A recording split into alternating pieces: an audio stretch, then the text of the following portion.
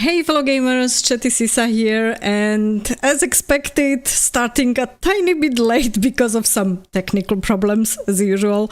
So apologies for the small delay. I'm really happy that you are here. Thanks for coming to my first ever chat. Please feel free to use the chat window and ask me questions or add your thoughts to the topics that I'm going to discuss. Also, this is recorded, so I'm going to probably pick some highlights and put the highlights then later in a separate vid because we have multiple topics. So we're going to discuss a few things today, some gaming related, some not so gaming related. Let me start maybe with one thing, and that is to thank all of you who are subscribed to my channel. I have noticed that I have already 202 subscribers. So this is an amazing number for me, and I'm really happy that all of you are here. I hope that you will be enjoying also these live streams.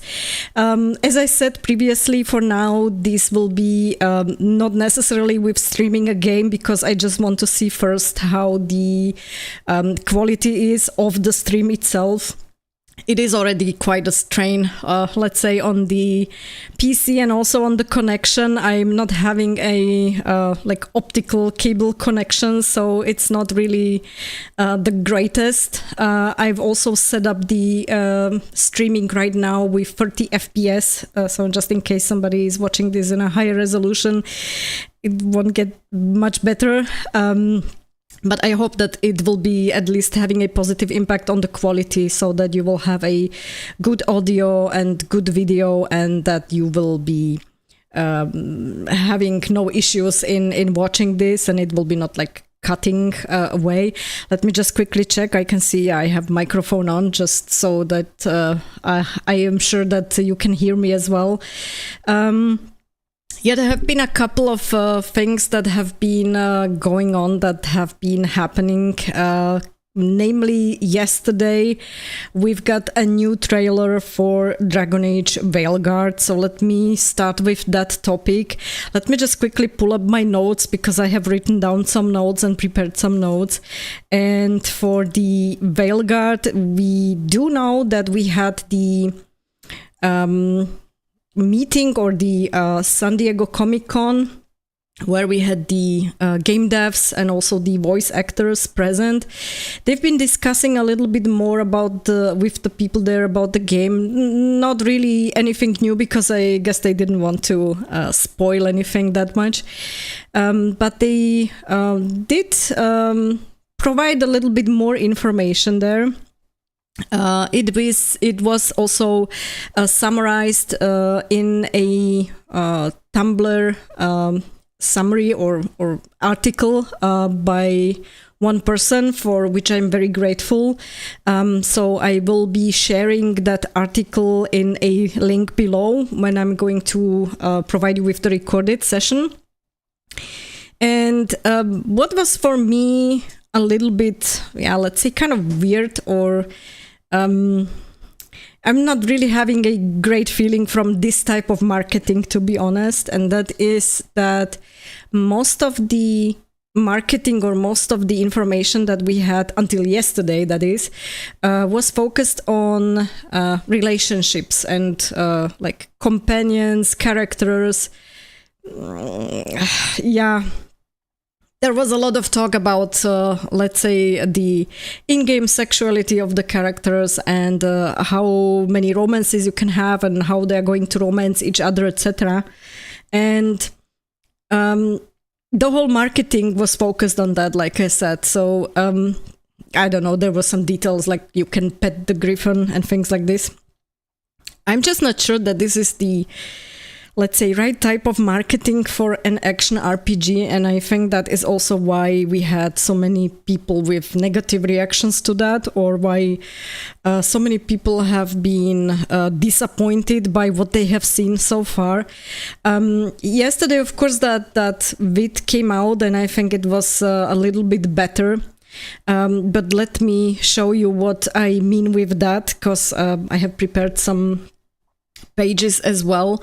So let me switch to the presentation of the screen.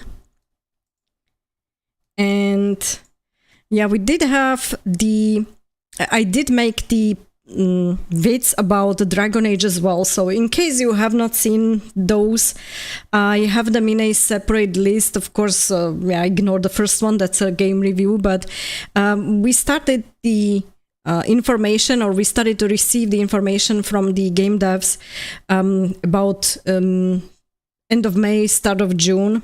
We've got the first trailer and we've got the gameplay, 20 minutes of gameplay.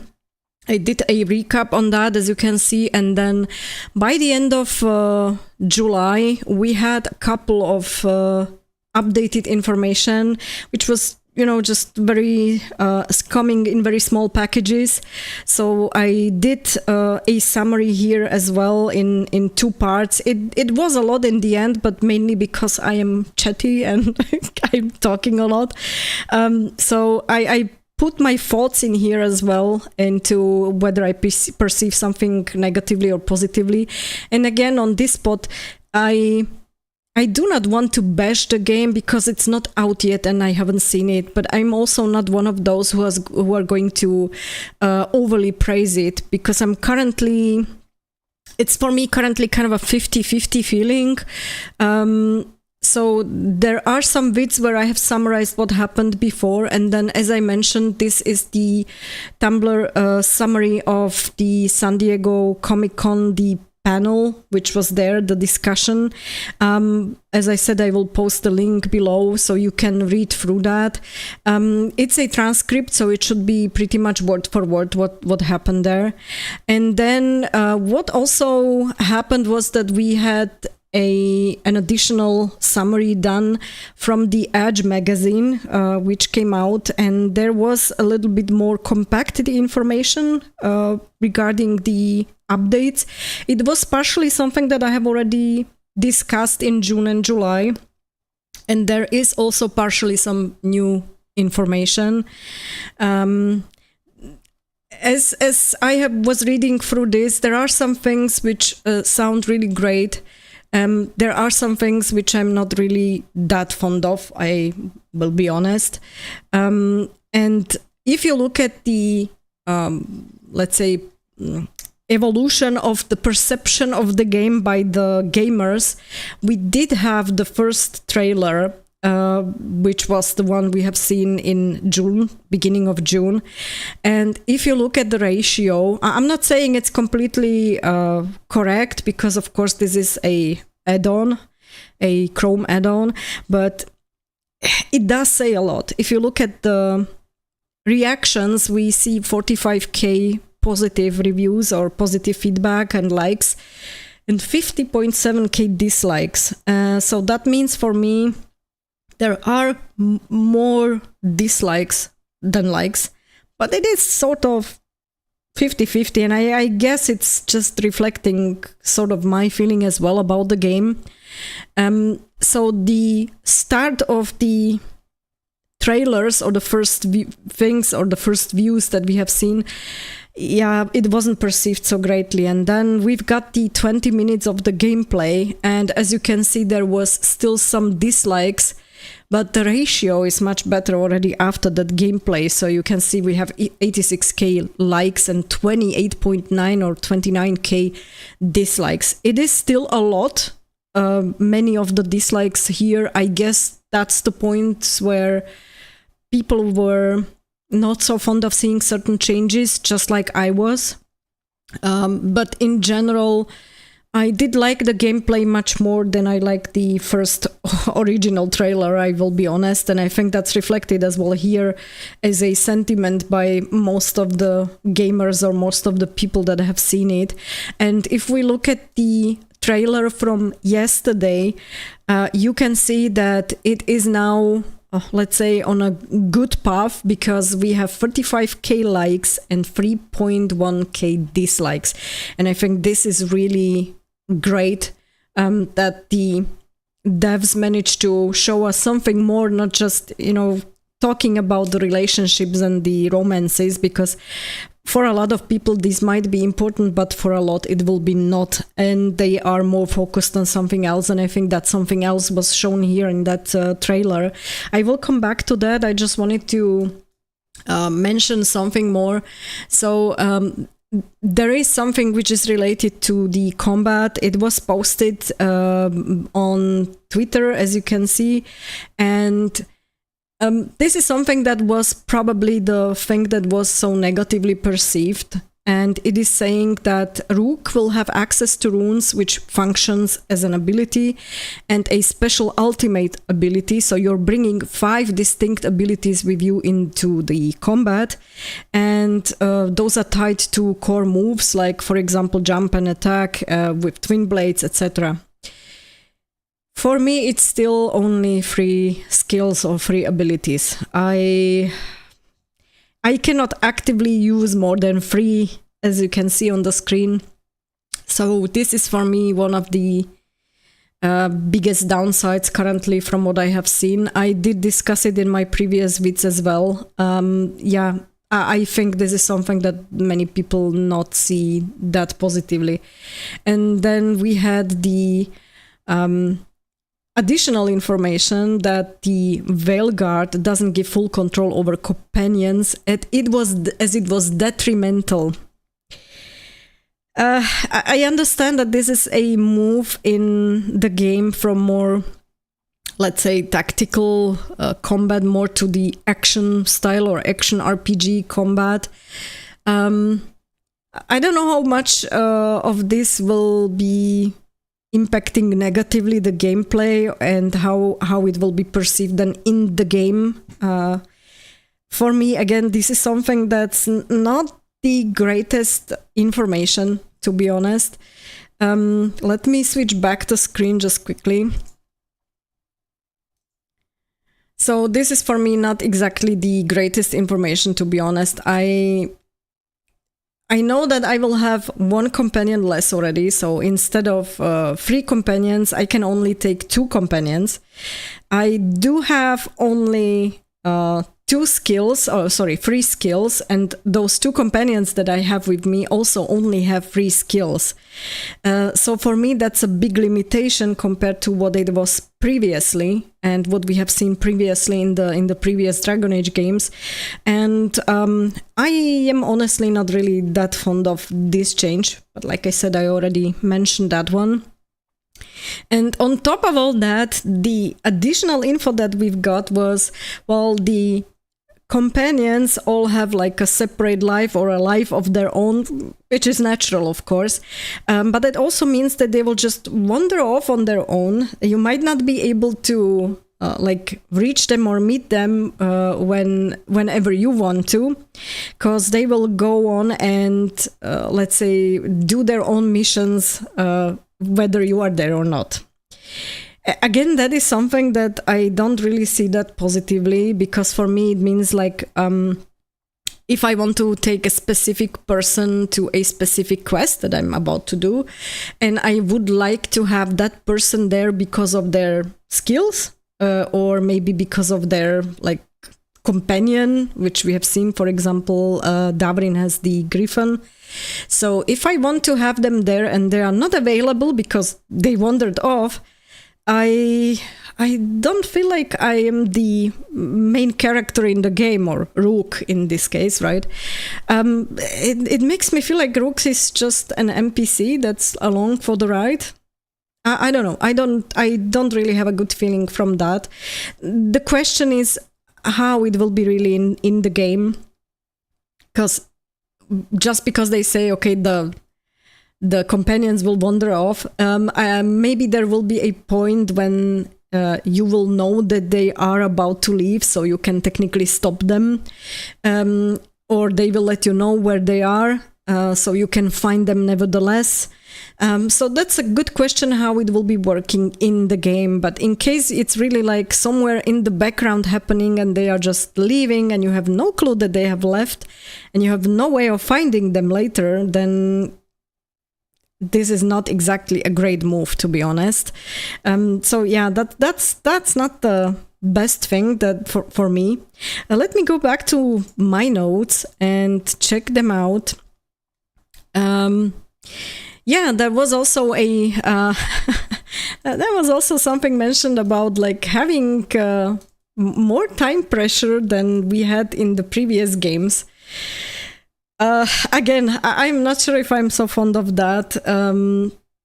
Sure, it makes no sense when you have a game where somebody tells you you have to fulfill something urgently because, I don't know, the world's falling down without you and you have to resolve it, and then you have time like 150 hours to explore the area around you. Yeah, it doesn't really make much sense. I agree. But on the other hand, if you say there will be a sense of urgency and how it will be demonstrated in the game, that's what I'm wondering about. Will it be that you will have some timed quests, like you have to start the quest until a certain time passes or certain events pass, or how it will manifest? So that's a good question. And if you will be strolling around the area too long and too much, will you be able then, to jump back quickly into action and, let's say, save something in the very last minute before you, let's say, run out of time? Or will it be blocked for you then to access, like some quests? I don't know. I'm wondering about this one, to be honest. And depending on how this will be in the game and how the effect will be, for me, it will be either a positive or negative impact. Negative in the sense of if I am having the feeling that I have to finish the game in a specific time and hurry up, and you only have a certain time, and I don't know, you have to do this in a few days. Yeah. You don't always have the time to play the game. You don't always have the mental state of being chased around, let me put it that way. So especially when you have like a busy day and you sit down and want to play a game, you don't necessarily want in the game to be chased around as well. So yeah, I don't know. I'm going to see probably what the effect will be, to be honest. Yeah, what I said about the NPCs, or the feeling as if I am an NPC, if you're playing as Rook and the companions will, let's say, wander off, and if you are going to talk to them, and if you are about to, let's say, do this world saving missions, how are they going to perceive you? And I'm a little bit wary here as well, considering the previous experiences with the Mass Effect series, for example. The original trilogy was one where you have seen a lot of, let's say, respect from your companions towards Shepard. But I do believe it was partially because simply it was a military setting. But I have mentioned this in Mass Effect Andromeda a couple of times, and it is something that I found a bit weird, that you have a Pathfinder who's supposed to be leading a team of people. You have very important missions, and oftentimes the Pathfinder felt just like a secondary character to somebody else, because they also just, wandered off or completely ignored Ryder, etc. So the feeling when playing the game was one of weird behavior from your companions. I'm not sure if that is something that I would love to see in the next Dragon Age game. So it will be, for me, it will be also important how the main character is tied to the others, but in the sense of, if you are telling me that the main character is the one that is going to resolve the whole situation and basically save Thedas, how is that character perceived by others? Are they going to talk above their head and just ignore Rook, him or her, whoever you decide to play? Or is there at least some respect over there? So yeah, question mark here from my side. And then, yeah, like I said, with these skills that we have, I think this is a downgrade. So I have only 3 skills. Previously, we could have used in the previous games a ton of more skills. We had entire skill trees that were available to us, but during the combat as well. And here it's just, for me, as I said, not really making much sense to have the option to invest a lot of points into the skills and then only be able to actively use 3. Then I don't need that many points. I really don't care, to be honest. So yeah, that one's kind of weird.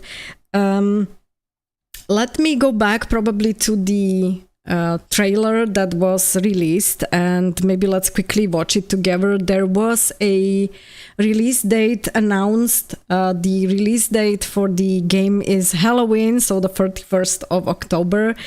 Let's go a little bit through the trailer and then I will share my thoughts, which I have here in the notes. So let me switch back.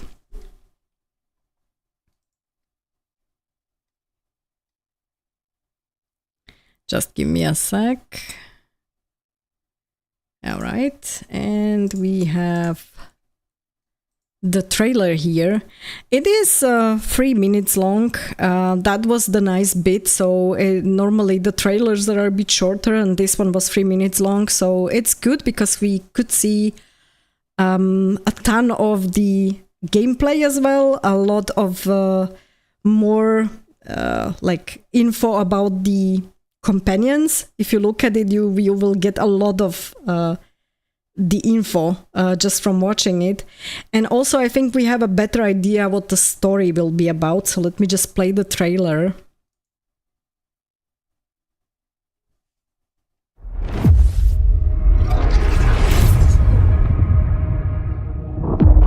You have no idea what you have done. The blighted elven gods walk free, all because you disrupted my ritual. Yeah, You battle against gods. gaslighting is wonderful. They will not rest until you are on your knees. Fearful, cowering, helpless in the face of such power. It is interesting to see how many dragons are going to be in this game, you've got obviously, this. because we can see a lot of them. I've seen if you your look at work. it, there are... You're clever, adaptable. I'm not sure if I'm mixing them up or Don't not. know when to quit. I have the feeling there will be a lot of them, and it would make sense. I mean, it's Dragon You want Age, allies right? to go after the gods? I've got places to look. What I like is the usual Where do we start? using of the Illuvians for the travel. I'll be damned. So that's A really griffin. nice. And also what War, I victory. really appreciate about this game is the visual side. So if you look at the visuals, it's really great. I've never seen this before. There's something kind of exciting I think this about will it. be fantastic for those who are able to play it on the highest settings. Yeah, and we can also see now a little bit different views of the companions, Draw the dragon out different into the open. angles that we could see before. We only had a very short You and me, Brooke. Maybe trailer that's before, what scares and me. It wasn't so great for These are the times in reviewing which the legends are companions of born the characters. Of or course, slain. Morrigan appeared, so everybody was completely happy because people were expecting something like this, or they were hoping for this. So Our this was gods really are great. back. Our And I think it's gods. nice how it ties How do we back stand to against that? the previous games. I believe in all of us. So let's get it done.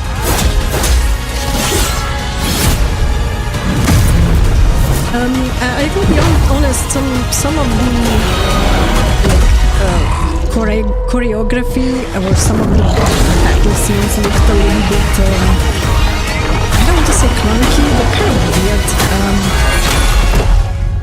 Yeah, not sure. I mean, this is a trailer, so in reality we really have to wait until the game is out.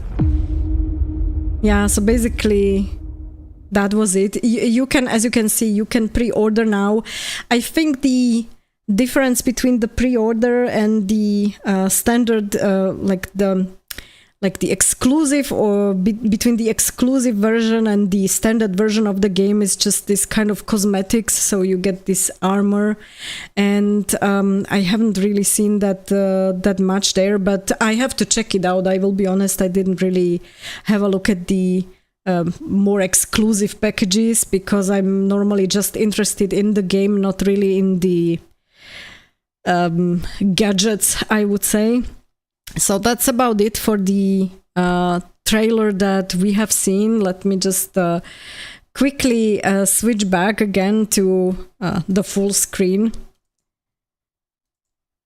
So for me, what I have noticed here, or what I have observed from the trailer, is that Harding seems to have the same abilities as Sandal. So obviously there is something going on with Harding, why she can turn the enemies to stone. I was wondering how she's able to do that, because she's a dwarf. So dwarves normally don't really have magic or magical abilities, aside from some impact from the lyrium. So that was the only thought or the idea that I had. Okay, this is probably then caused by some lyrium, or there is some effect from lyrium coming here to enhance her abilities, or maybe it's the weakening of the veil. I'm not sure, but she's actually not the only one who has this like magical ability and who's not a mage. Lucan is also the rogue. He has, I'm sure you have noticed, he has this kind of purple magical wings, which is, I'm sure, very helpful when he's the so-called mage killer and he's going to hunt down the mages. I guess the blood mages, of course. But still, it's giving me kind of a weird feeling, because the three classes that we were used to, the warrior and the rogue and the mage, are not anymore so defined, I would say. It looks like there is some interconnection or intersection between those classes, and it's kind of weird, like I say. So it will be interesting to see also the abilities in the skill tree that everybody has, if there are actually, like for a rogue or for a warrior, some kind of abilities that they could use which are connected to some type of magic, considering, like I said, probably the weakening veil. So that one is something that I have noticed, and I think a lot of other people have noticed that as well. Morrigan is back. So for me, what that was, it was an indicator that there will be more people from the past games coming into Dragon Age Veilguard. We already knew that we will be able to import the Inquisitor from Dragon Age Inquisition. Now we have seen Morrigan here. I am wondering if there will be other characters that can appear as well, namely Sandal. Everybody's talking about Sandal. So yeah, I'm wondering about him. But in general, because Morrigan is not a character that you could choose as a companion, and neither is Varric, I am wondering still about their role in the game. And I think I'm not the only one. I think there are more people, of course, who are also wondering about the importance of these two characters in the game and what kind of role are they going to play. As mentioned previously, we have seen that Varric has lost his Bianca. Solas has destroyed the biggest love of Varric's life, I would say. And unfortunately, in the trailer that we have seen, I think there was Varric a little bit in the background, but of course he was already without Bianca in that scene where we could see him also with Morrigan. So I'm not sure, like I said, how he will be portrayed in the game. There's a lot of talk about Varric dying, that he will probably die. I certainly hope not. It would not be so great. He's one of the really favorite characters from all of the Dragon Age games. So yeah, that's a good question. The surroundings look great. And we need more info on combat still. I am still, let's say, not convinced from the combat side. So that one's kind of a lacking.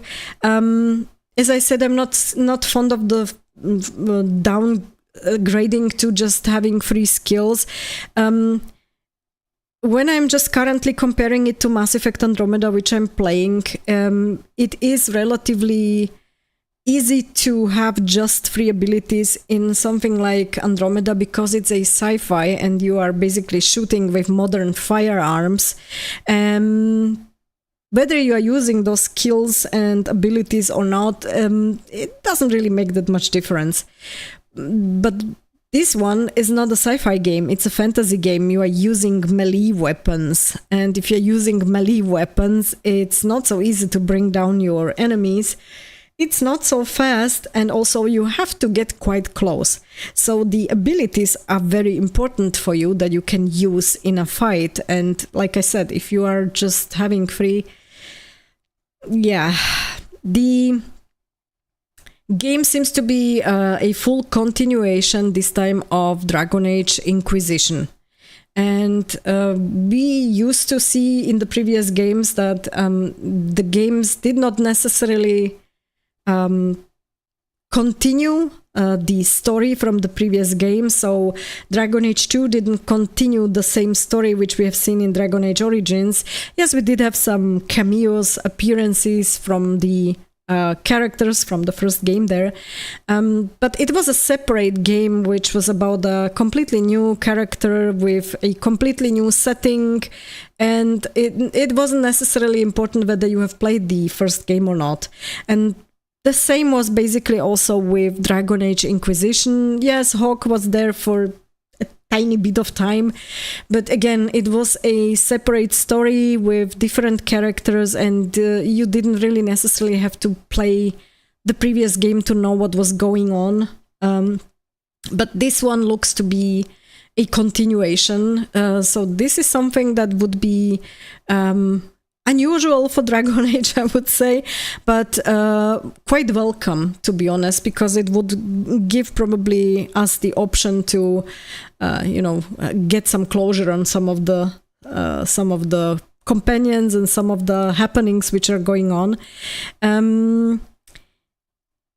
What else do I have? Yeah, like I mentioned, there are quite a few non-mages or characters which are not mages, which have like magical abilities. I'm wondering how it will be explained in-game, like what sort of explanation we get, if it's like in line with the lore, or if it will be something that would be kind of something completely new and unexpected, and something that is just suddenly popping in. I think it will have an impact on how the people perceive also the characters and the overall story. If you are suddenly introducing something completely new and unexpected, if it's explained in a good way, everybody's going to be fine with that. But if the explanation is kind of weird and insufficient, then it will just look like suddenly you have a ton of I will use the term Mary Sues, or which have just like unlimited abilities. So the question is how there will be an explanation for these kind of new things which we have seen, or new abilities in the story or in the game. And then there are two things which I have noticed also, which kind of make me a little bit wary. The facial expressions, most of the time they did look good in the trailers, in the first one, as well as during the gameplay, what we have seen, and also in this one. But there are little bits and pieces when you are focusing on the characters' faces, where you will notice that sometimes the facial expressions are like a little bit weird. I know it's a different style, it's not a realistic style of depicting the characters. We do know that we have, let's say, a more painted style, but still, I am just hoping that they will be able to avoid what happened with Mass Effect Andromeda when it came out. These weird facial animations that we have seen, which were just completely off, and it just, you know, threw you out of the game. It was just something that people were like perceiving very negatively. So hopefully we will not see another repeat of the Andromeda game in terms of the facial animations. Yeah, the other point from my side, but again, this is something which is a personal perception or a subjective view from my side, that Kunari, I just can't get over that man face. Sorry, that's not a female face for me. And in certain moments in this new trailer, it looked even uglier as it was looking in the original trailer. So this character is really looking super ugly to me, to be honest. I don't get the hype about it just because it's a Kunari, probably, I guess. But yeah, I rather try probably to create my own Kunari in the game if I want to play as a Kunari or see a Kunari in action rather than looking at that Tash character. It's just awful, to be honest. So yeah, but like I said, that's my subjective view. I'm pretty sure you have your own opinion about the characters. So far from my side, I do like the visual side. I do like the dialogue wheel, which a lot of people were actually also complaining about, but I think it's going back a little bit to the roots of the previous games. If I just remember from the top of my head, in Dragon Age 2, because I've played that one the most often, and I really went in for those sarcastic answers and options, and it did, let's say, shape a little bit the character. So whenever you proceeded in the game, you could see that the sarcastic answers do have an impact on how the people then talk back to you and how do they approach you when they are starting to talk to you. So yeah, I actually do like it. I just hope that there will be an option to ask more questions, to be honest. If you just give me an option to reply to something with a yes, and you give me a yes in 3 different styles, like happy yes and sarcastic yes and grumpy yes, it's still a yes. And you don't really give me any more options. It's not really RPG style of a dialogue. And then also give me more questions that I can ask my companions, whether it's about the current quest or whether it's about them or what's going on, etc.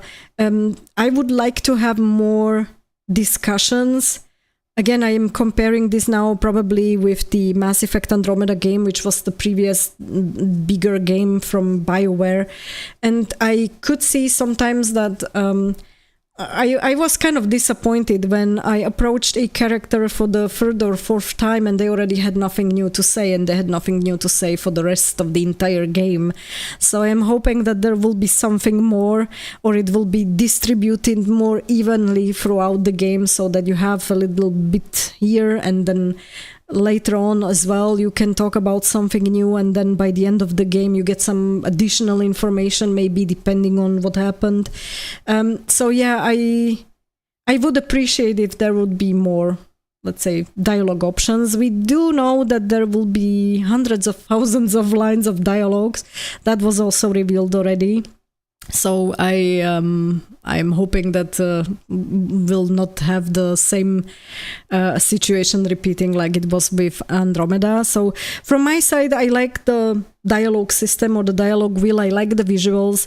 I am not so fond of the combat that was shown so far, to be honest. I really I'm not fond of that. So that for me is a minus. And I think if I compare these two things, then what will be the deciding factor for me probably will be a story. How well it's written, how much sense does it make, right? So you want to know how it ties in with the previous events that have happened. It needs to make sense. Just because you have awesome characters there which look great and you can talk to them a lot, it doesn't mean that they are also well written. So how well are the characters written, and how the impact of those characters is on the story itself, that will be also very important to me. And in terms of these characters, I don't mean just like whom do they romance, or what their sexuality is or whatever. I don't really care, to be honest. For me, it's the romance options. It's an additional nice little perk that I have in a game, and when it is there, I tend to use it. But it's not the most important bit, and it shouldn't be the most important bit in an RPG game. It should be always the story, and it should be the combat, and I am still not convinced on that one. So for me, it's kind of a 50-50 for now. The last point regarding Veilguard before I switch to another topic is just today I have seen the PC requirements have been released. I know some of you are console gamers, but for those of you who are PC gamers, let me switch quickly back to the screen and let me just show you the PC requirements. Let me just open it. So the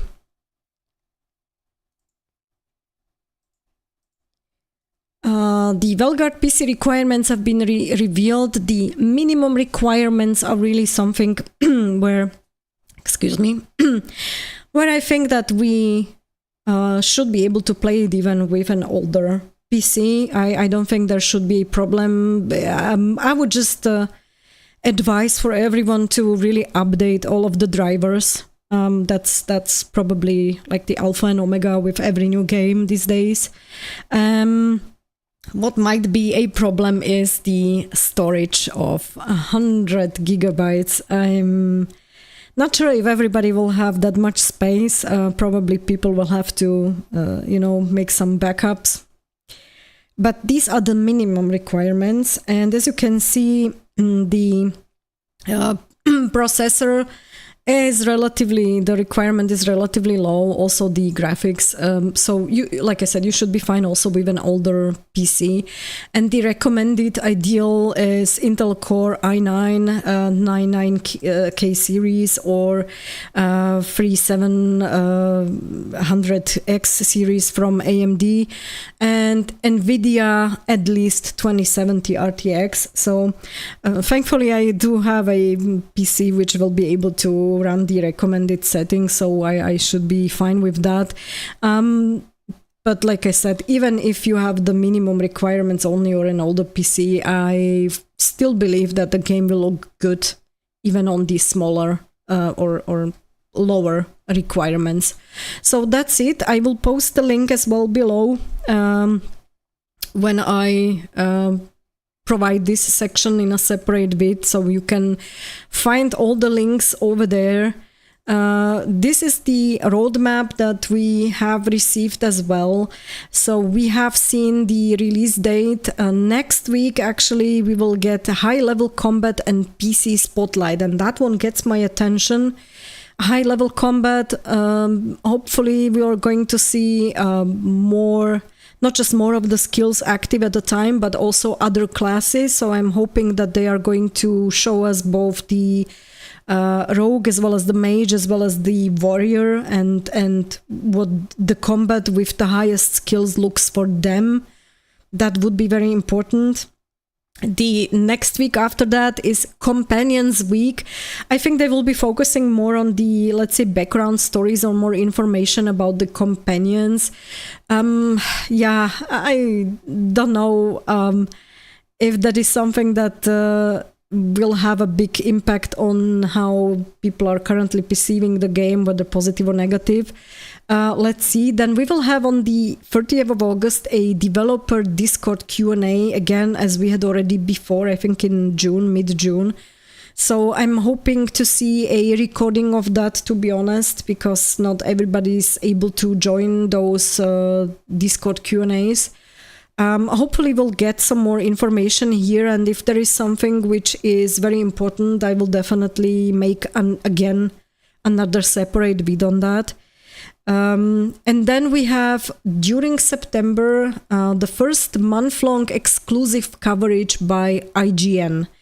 We have seen one by the Game Informer so far, and unfortunately, as you all know, Game Informer is no more. I will come back to that topic later by the end of the stream, but yeah, it is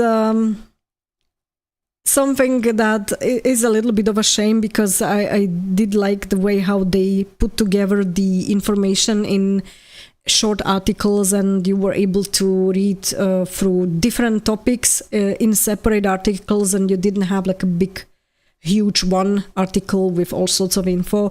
So I'm wondering how IGN is going to do that. And yeah, much more info to come in September and beyond. So let me finish the topic for now here about Dragon Age. I hope that you liked all the info that I have provided. In case you have some questions, please post them in the comment section below. I'll be happy to answer them.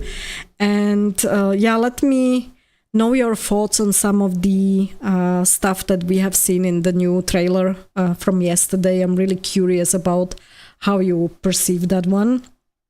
So let me go back a little bit to the main screen. That's it for the Veilguard section.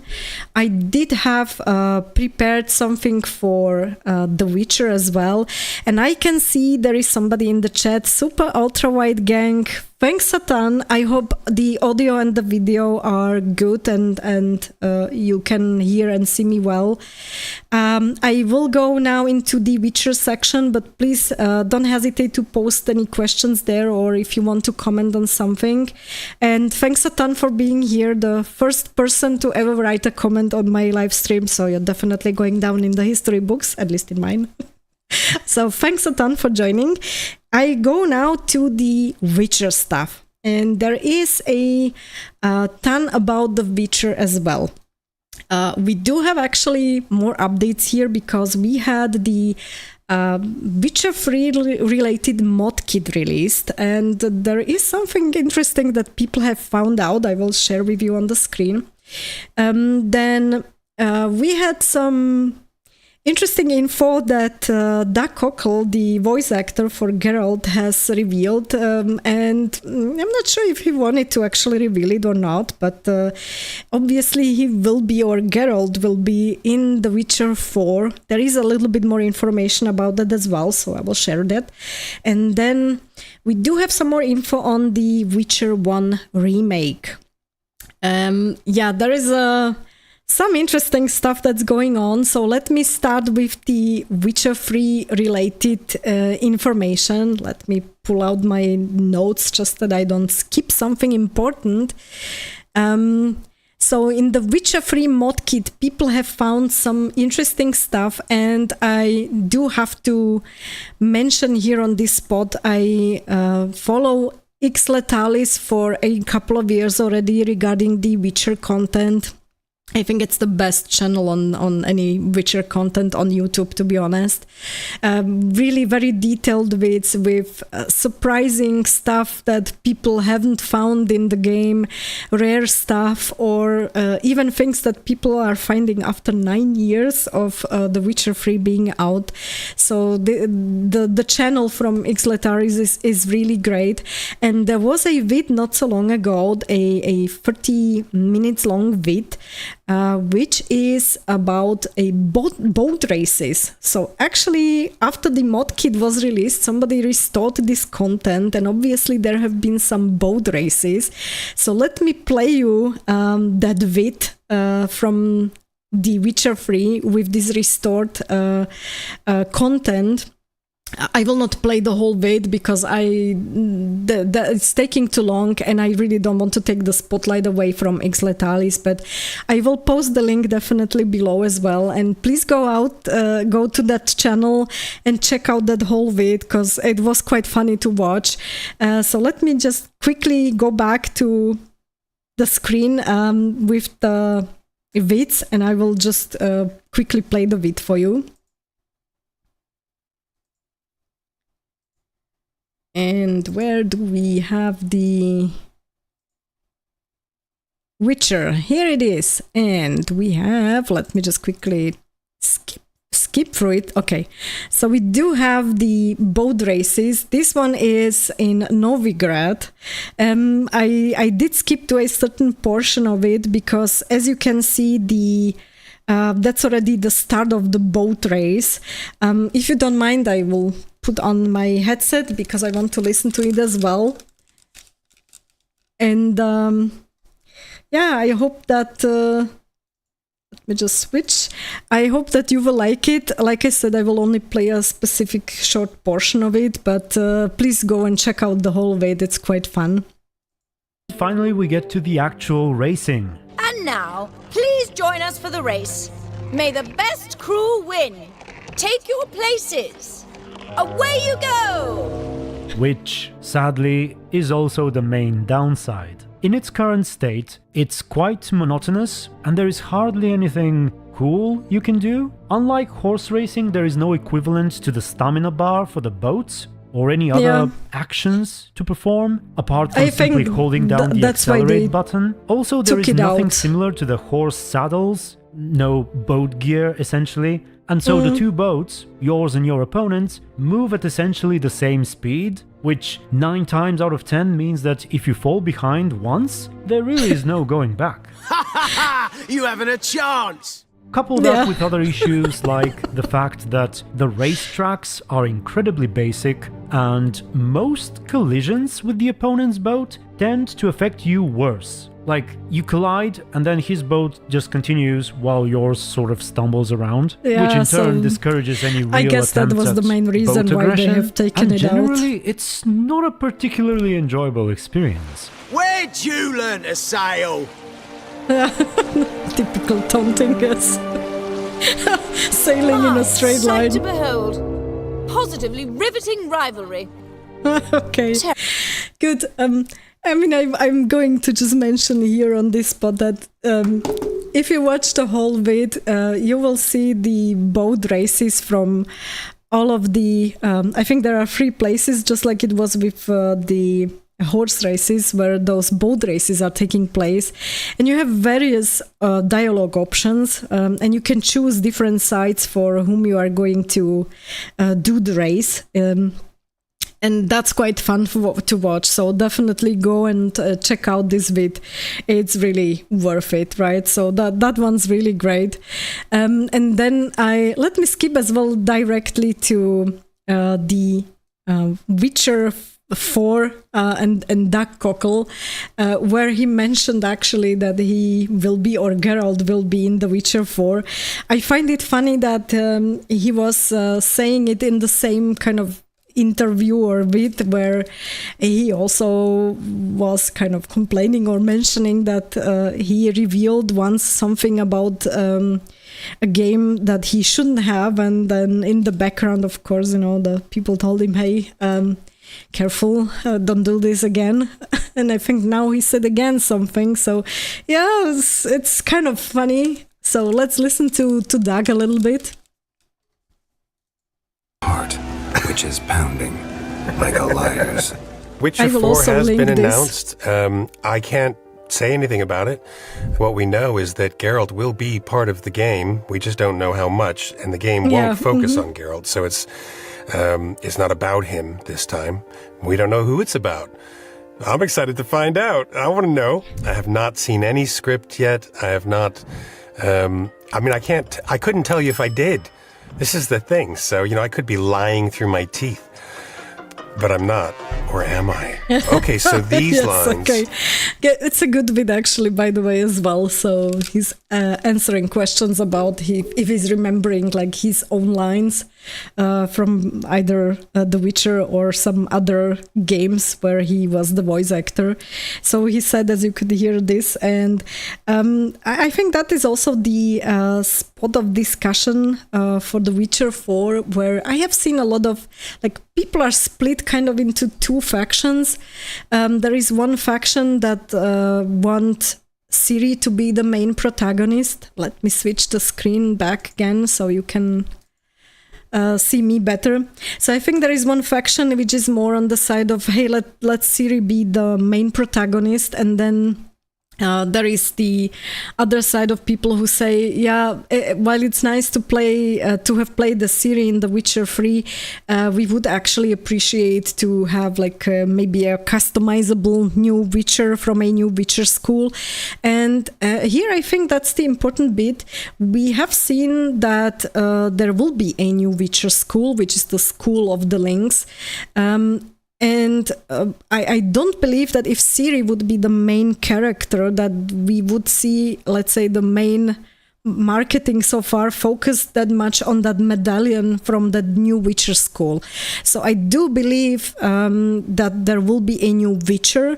Geralt will probably be there as an introduction character to this new character. I could imagine that probably he will meet another Witcher somewhere on the path, and maybe they will exchange some stories and some discuss something, and then the new character will take over and we will start to follow that new character.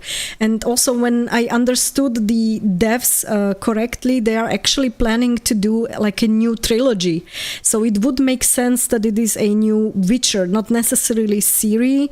I'm not sure how they could do an entire trilogy with Ciri. Yes, she's a relatively young character, but it is a Witcher. It should be tied to a Witcher school. Ciri is not a Witcher per se, right? So I do believe it makes more sense to see a new Witcher character, which will accompany us throughout the new trilogy, because this is something completely new, and because we will have a new school, a new Witcher, a new protagonist.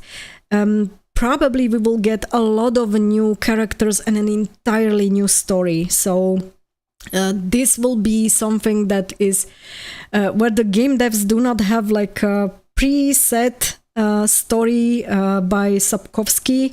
In the first Witcher trilogy, they were heavily relying upon it. Yes, of course, they went off canon here and there, but in general, what I really liked on the original three Witcher games was that they were really keeping that canon and lore in terms of the world building and the places where you are, the people whom you meet. So I would say 80-90% of it was really based on Sapkowski's books and Sapkowski's lore. And that's why also it was such a huge success and why people have appreciated it. There is a big question mark now what is going to be happening with this new trilogy. It will be taking us somewhere completely else to a different place, I guess. It gives the game devs a lot more, let's say, creative options in terms of world building. Maybe they could go to Zerrikania or Hackland, so we would probably see something completely new and different.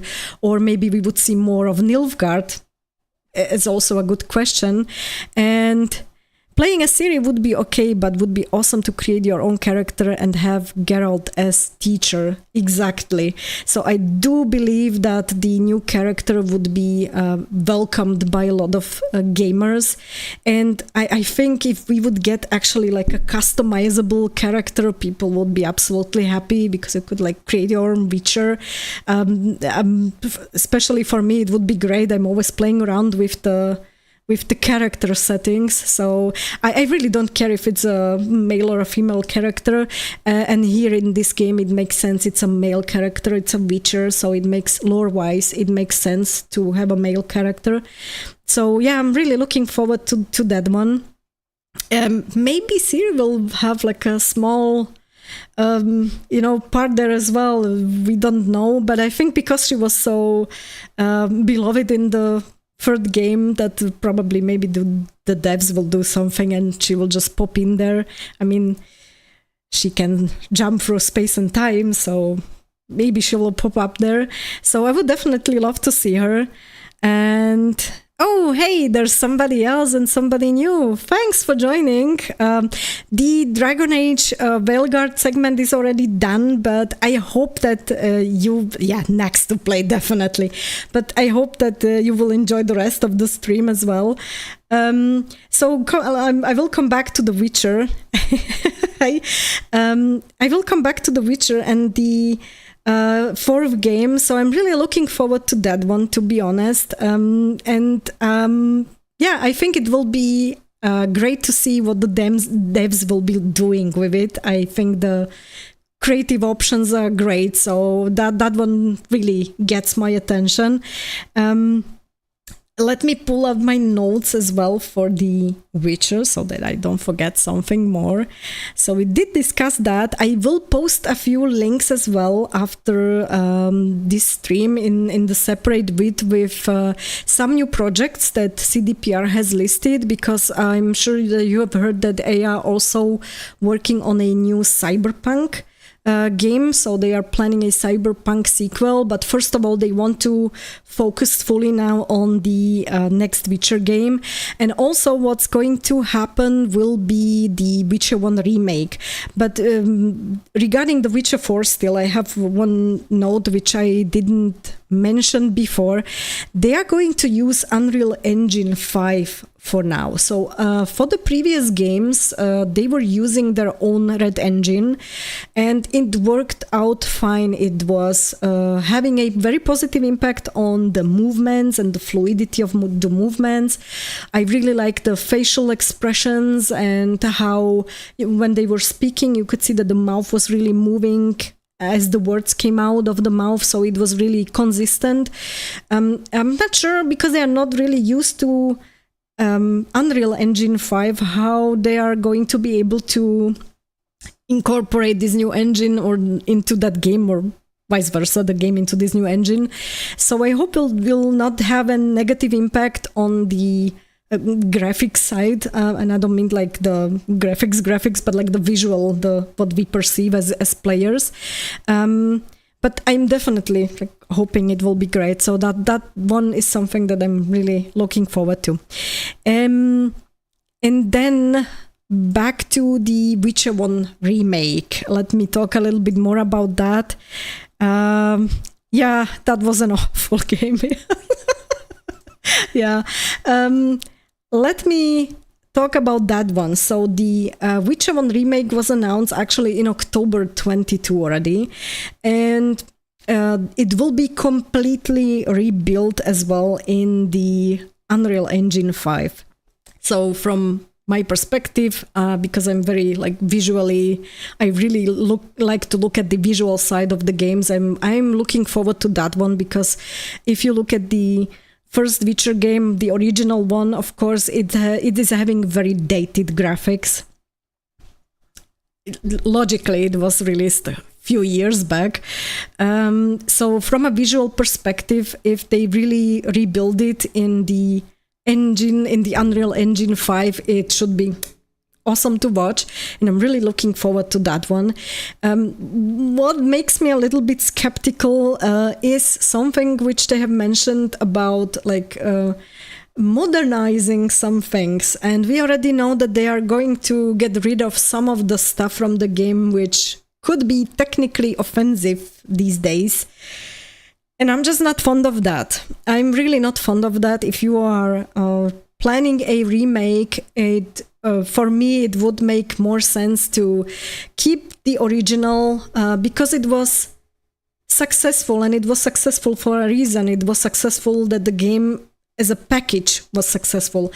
It would make sense to keep everything from the original, and then maybe improve the graphics, and then also maybe give some additional content, give some additional maybe small side quests. But removing something from the original game, it's not really something so great, and there is a couple of people who actually have the same opinion on that, to be honest, and I will share my screen quickly with you. Yeah, he was collecting the cards. Yeah, we all know what we are talking about exactly. And they want to get rid of those cards, as I understood. So, yeah. Not that I would mind that much, but again, it was a part of the game, and that made the game so interesting as it was, because you had this kind of little feature there. So removing it just because somebody finds it offensive these days, it's really not my cup of coffee, to be honest. So that one is a little bit like what makes me very, what's gonna happen here in this game. I do still have the original. I haven't played it for a very, very long time, so I think I will just replay it at least once before they come out with this remake version, because what happens oftentimes with games that get such a big remake is that the original game then isn't available anymore. So as long as I can have the original game and I can play it, I'm fine, but I do really hope that they will not discontinue completely the original game as well when this remake comes out. I mean, I will definitely play it before and have some recording and some saves from that to be sure. Witcher 1 remake is going to be amazing. The original is very dated visually, but still great game. Let's hope they stay true to the original and just update the graphics. Yeah, that would be nice, but unfortunately I think that's already what they have said, that there is, how did they say, there are some outdated parts which will be remade, and I think there was already some information about these sex cards. I will call it as it is, which will be probably removed. So I do believe that they will do more than just update the graphics, unfortunately. Let me switch to my screen where I have a couple of other stuff related to The Witcher, so let me just quickly go back to that. And let me just pull it up. So we do have, I just wanted to mention, okay, so if you want to follow up on the news from CDPR, I will post the links as well. So you have the press center releases. And then, of course, The Witcher has a separate page. There is not so much new now. The last updates and the last most important info that they have released was about the mod kit, which we have already discussed. Then there is a list of the upcoming games. I definitely advise you to read that one. It's important also for people who are interested in Cyberpunk. I'm not talking about it now, but regarding Cyberpunk and updates, there is some info there as well. And then I wanted to show you this actually. This is related to the new Witcher game, to Witcher 4.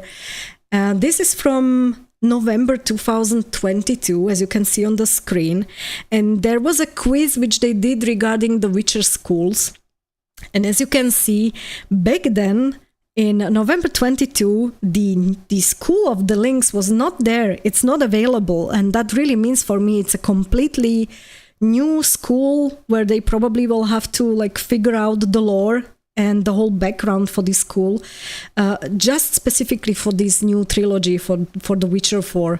So it might be interesting because we don't know anything about that school. We do know a lot about the other ones, which were existing already before, but we don't know anything about the Link school, so I'm really curious there. And then there is this info about the Witcher 1 remake, and as you can see, it's being remade from the ground up. And I think that somewhere here along, in between those lines, I'm not going to read it now, but there is also the mention that they are going to change some stuff. So I am very hopeful that it will not be too much of a change and that it will not be for the worse, but for the better. But I do have kind of a question mark here, because what we have seen in the past few years, every time when there was a remake, it wasn't exactly positive in most of the cases. And there is something which somebody posted on that topic as well, with which I highly agree on the Twitter, and that is, classic game gets remastered. It's terrible. People try to get the original version for comparison. Original version is now delisted on Steam, but no matter if it's Steam or other, platforms, you will no longer find it. And somebody is so pissed about it that they said, I wish all publishers that do this a very pleasant go bankrupt. I hope this will not be the case with CDPR, but I definitely do hope that they will keep the original game available as well when they do this remake, because it would be good for comparison. Not everybody had the chance to play the old game or the previous one, the original one, and especially not, let's say, younger gamers that are new to the franchise. And I'm hoping really that they will keep, at least for a while, both games available, which would be great also for comparison. But yeah, let's see. So what you can see here on the screen is basically my opinion as well. So I do hope this will not happen. So let me switch to some other topics. So this is for now everything regarding the Witcher. I hope it was interesting for you. Yeah, for better looking elves, I completely agree with you. So the elves in the original games or in the first trilogy in The Witcher, those they were not really looking so great, to be honest. It was like if they would create like 2 or 3 NPCs and then copy pasting them all over the game, and you just could see the same 2-3 faces all the time. And if it would be at least like beautiful faces, but I cannot even call them beautiful. That's not what I would call them. And this is something that was for me a little bit like lore breaking. I do like to see beautiful characters in games if they are described in the original canon as beautiful, and what CDPR did with the elves, I don't know. I mean, especially in The Witcher 3, when you look at Avalach's cheeks, so yeah, the triangles here, so it looks like he has ate some Toblerone and it was stuck like in his cheeks. At least that was my impression, so I had a good laugh every time when I have seen the pointy cheeks. I definitely do hope that they will look a little bit better. That much for the Witcher updates from my side. I hope you liked it. I'm not sure if you want to add something more for this topic. There is a last segment here. Lol, yes. Just look at Avalach whenever you see whenever you see him on the screen, or if you see some screenshots or vids. Yeah, that's really like very pointed, so it looks kind of weird. Yeah. I do have a last segment of this stream where I wanted to mention a small change on this channel. And that is the times when I'm going to, or the days when I'm going to post my vids. I did some digging in the analytics because finally, after almost a year, Jesus, it will be now a year that I am actually on YouTube. Wow. So after 1 year, finally, I've gotten some analytics from YouTube, and that analytics is telling me that most of my viewers and the people who are watching my vids and my channel are online on Tuesday and Friday.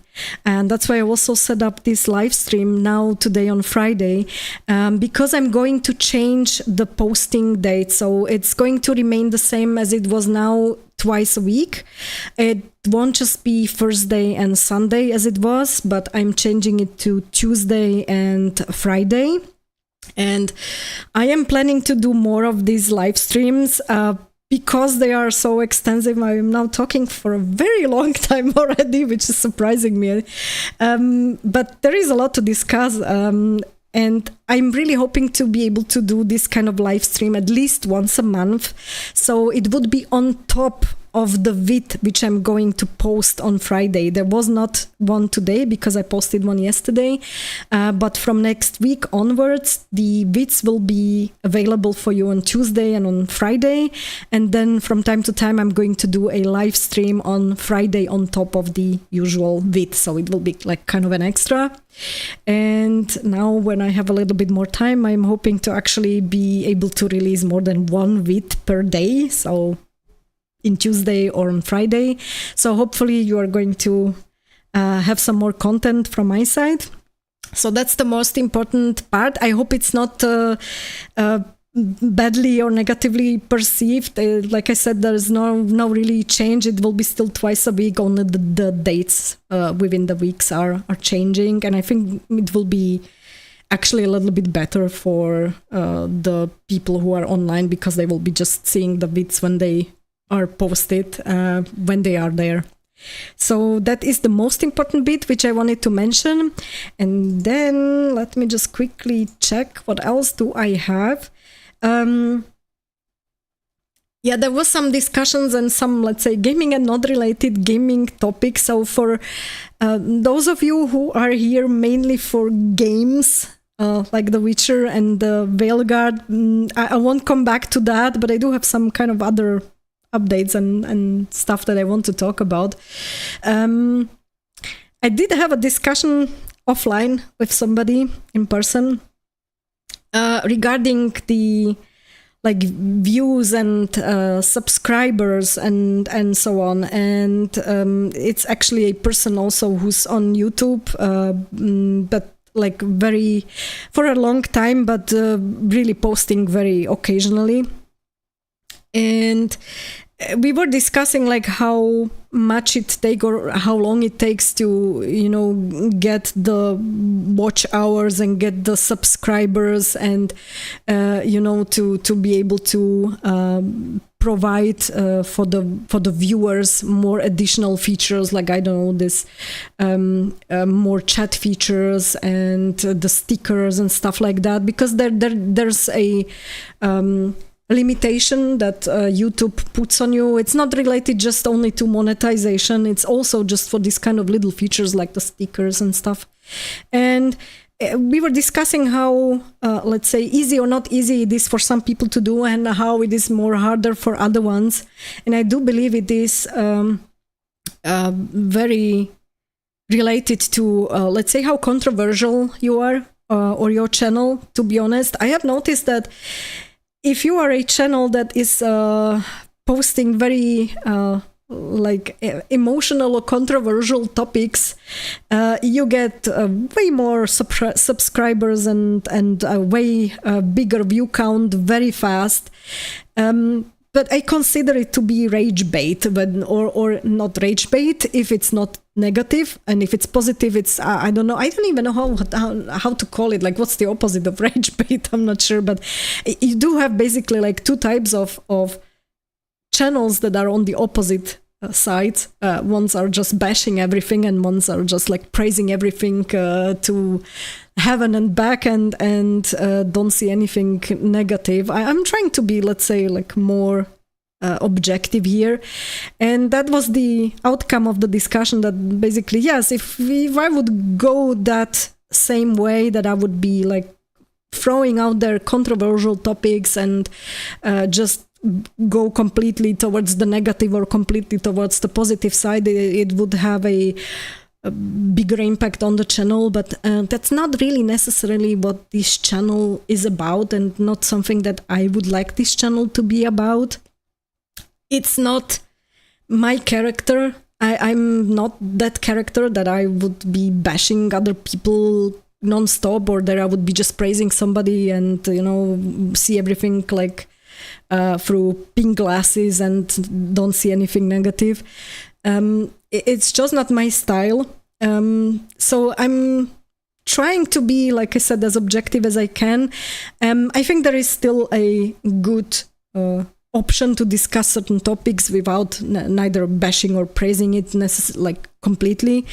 So I'm hoping that you will find something interesting in the content that I'm posting without this like rage bait and rumors and speculations and everything.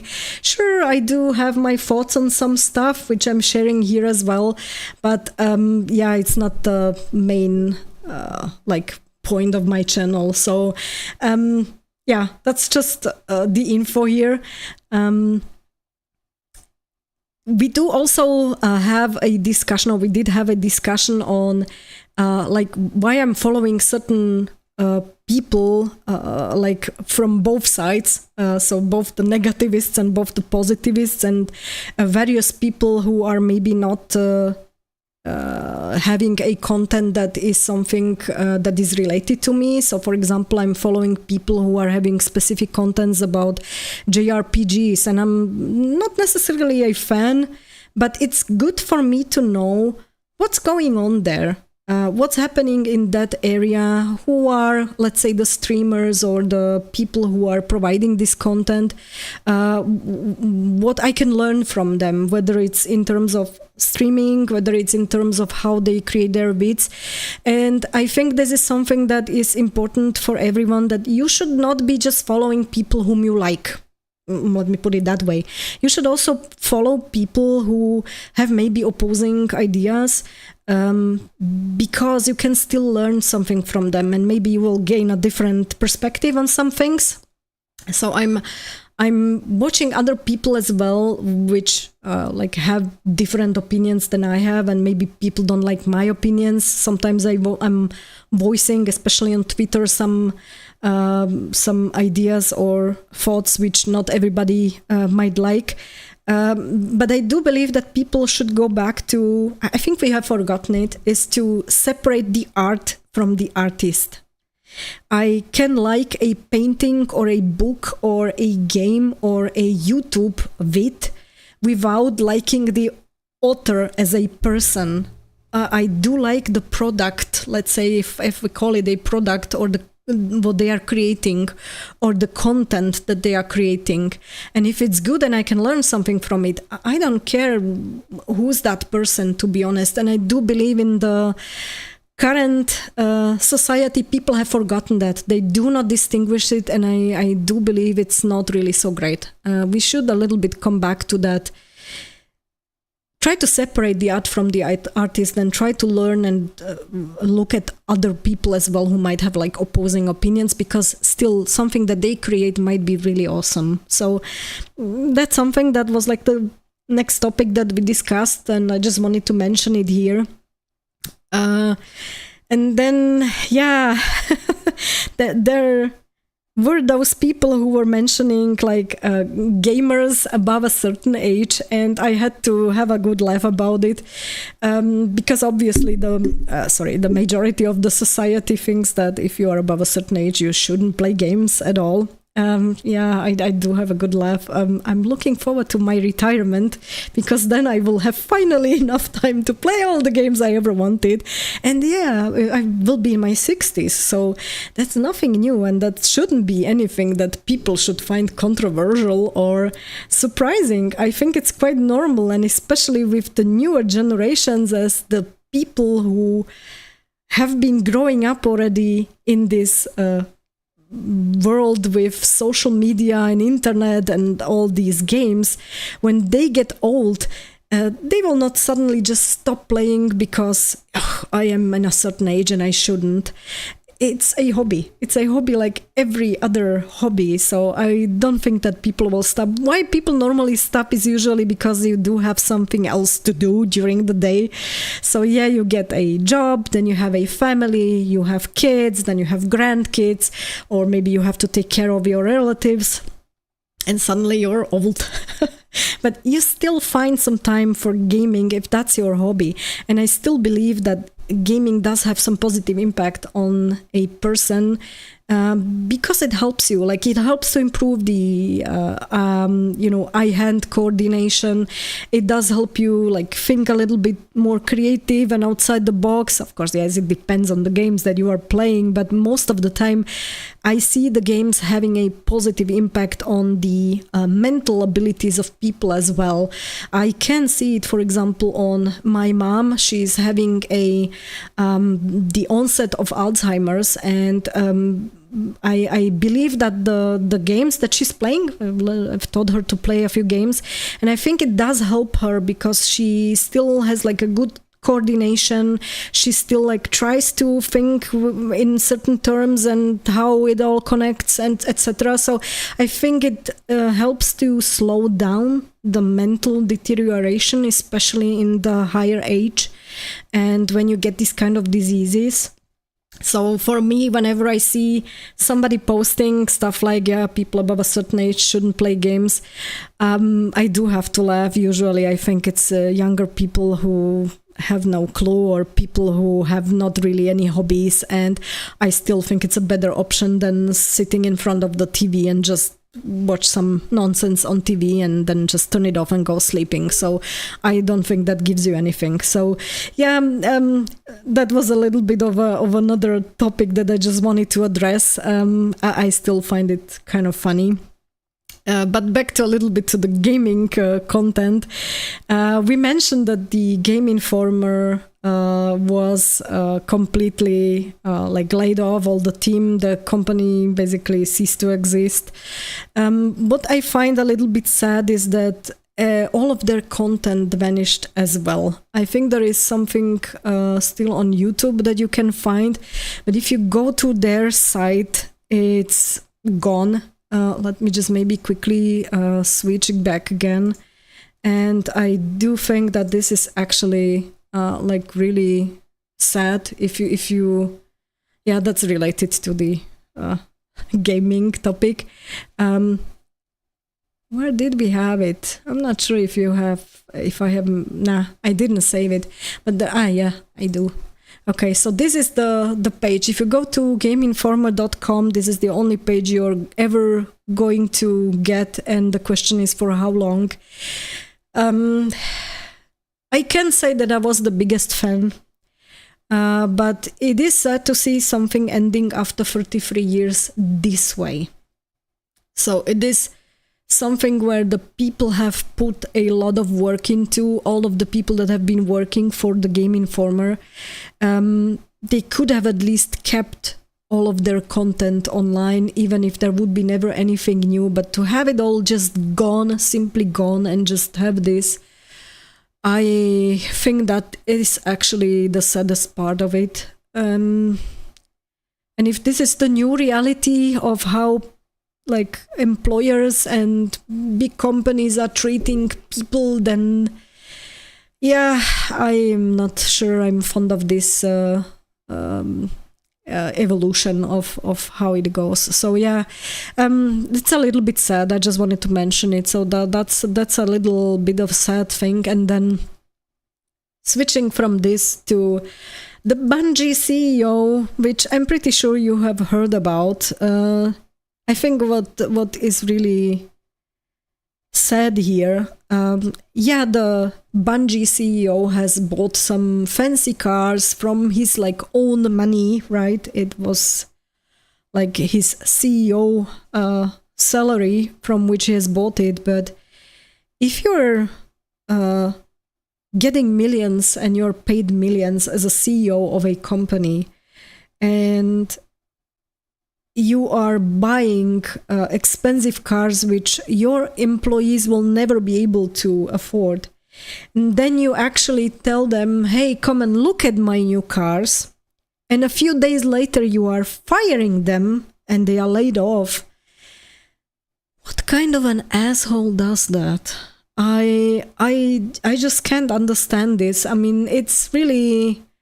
One of the people here has expressed it really nicely. So they called him a coward. You lied to my face, straight to it. You invited me to come see your new cars 2 days before you laid me off.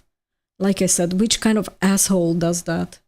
Like, some of these CEOs and some of these people, I really actually think sometimes about certain companies like they really deserve to like go. I feel sad for the people. I feel sad for the employees, especially now because I have experienced it myself. We have been laid off, so I really feel sad for the people. But the CEOs and all these corporate people there, I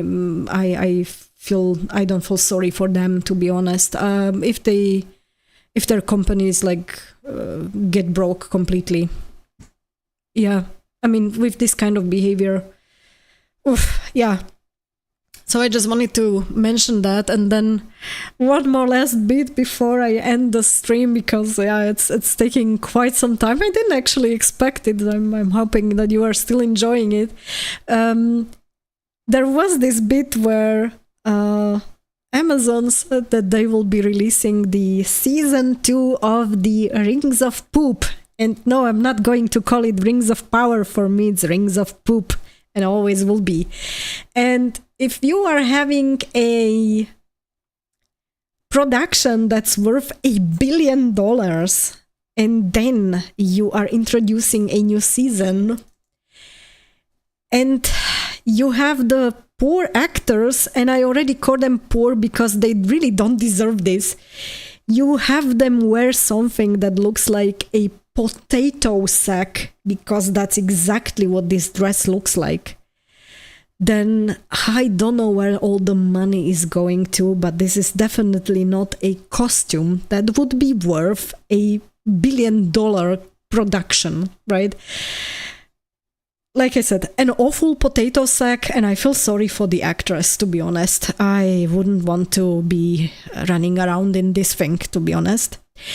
But to top it all off, there's one more thing, which is the end of the stream. Then probably let's just finish it on a humorous note.